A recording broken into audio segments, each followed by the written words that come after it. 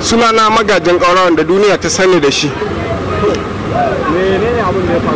Abin da ya faru yaron da ya ja shiri ne, mahaukaci ne, saboda tun shekaran jiya wacan yake ta zai sha fiya aka hana shi. Shine yanzu an kai shi location, a da aka kai shi location bayan ya je an ce bata nan, ba shi da kuɗin kuma da za a kai shi.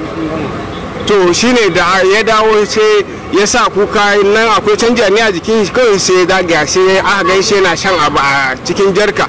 Aka rasa me ya faru, me kake sha? Wai ruwa yake sha, wai fiya yake sha, wai ruwa yake sha. Aka ce fiya ne, ya ce ruwa yake sha. Nan da yaro yake ta malangarin, yayi can haka wajen gadar can. To sai mota yanzu ba suka zo suka yi gaba da shi. Zailani lau wallahi ni da ina to nan zan je sai kaji misalin karfe 2:30 na ji an ce wannan yaron ya faɗi a nan, ya zo ganin wannan jarumin ɗan wasan Hausa. Aka ce bai gan, an ma kira waya an ce tana hotoro, to sun yi waya da ita an ce ta je hotoro ya same ta. To he suka ce bari za a biya mai bahi da kuɗin mota, za a biya mai kuɗin mota zai je hotoro. Shi yaron ba ɗan Kano bane, daga Yobe yake. To shine suka ce yaron ya sha fiya na tangal ya faɗa nan gurin. Da ya faɗa nan gurin aka zo aka kawo taimakon gaggawa, aka bashi madara ya sha, aka bashi madara ya ƙara sha, sannan ya ɗan samu lafiya. Yana aka ɗauko shi aka kawo shi can gurin. To iya abin da na gani kenan. Sunana Umar Ali Wasai. Ya zo ne daga wani gurin don ba mu san daga inda yake ba, akan yana son yau wato daga Yobe yake a wajen ofishin Ado Gwanja. Ya yi kokarin zai sha fiya a can, wai in ba a nuna masa ita sun yi wannan munajati da shi da ya ganta ta gan shi zai sha wannan fiya. Tun a can suka yi yunkurin za su kwace a wajen shagon Ado Gwanja, to kuma amma sai aka yi wannan din shi suka bi masa da abinsa ya taho. Bayan ya zo nan kuma ya samu dama, shine ya samu yake sha. Abdullahi Shehu.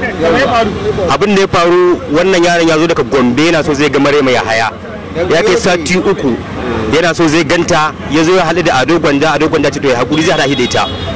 Ya je samu Alinuhu ya ce haƙuri zai haɗa shi da ita.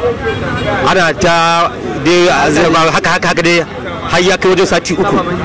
To sai Alinuhu ya kira ta ce lalle ta zo, akwai matsala fa, yaron nan yana ɗaukan matakin da bai dace ba. Ta ce da Allah ya haƙuri za ta zo yau da yamma, ko kuma a ɗauke shi a kai can gurinta ta gan shi. Sai ta mai kwatance, aka ce ya je, sai ta shi bai da kuɗin motar da zai je can, kawai sai dai so fiya ya sha, ya zo nan ya faɗi. Shi da abin da ya faru. Sunana Yusuf, wanda aka fi sani na da shi dan beauty. Ni yaron ya zo gurin mu nan, ya zo daga Maiduguri ne, ya zo ya ce yana so Maryan Yahaya ke son gani yaron. To da yake yana son ya ga Maryan Yahaya, sai ya zo ya same mu nan gurin Gwanja, sai ya ce dan Allah yana so ya ga Maryan Yahaya. To Maryan Yahaya suna shooting, na zo na ɗauke shi muka je da shi gurin shooting. Bata zo gurin shooting ba, Alinuhu ya kira ta a gabansa ya ce mata Maryan kina ina ne? Ta ce dadi bana nan, amma na karasa gurin da za mu yi sabon location din. Ya zo ya kira ta ce ba ta samu damar zuwa ba, aka ce a karasa da shi hoto. Maryan ta ce a karasa da shi hoton gurin ta za su haɗu a can. Shine yaron kuma shi ba shi da kuɗi, shine muka zo kawai mun dawo da shi, kawai sai na ji wai an ce wai ya siyi fiya wai yana sha. Ni ban ma san ya sha ba wallahi. Ado shi ya kira Maryan ya ce gashi nan yaron nan, gashi nan a kawo shi, za a kawo shi. Ta ce ba matsala, an yadda za a kai shi, kawai yana fita sai je sha fiya ya da su, bayan da ba da shi ba da ya kisha.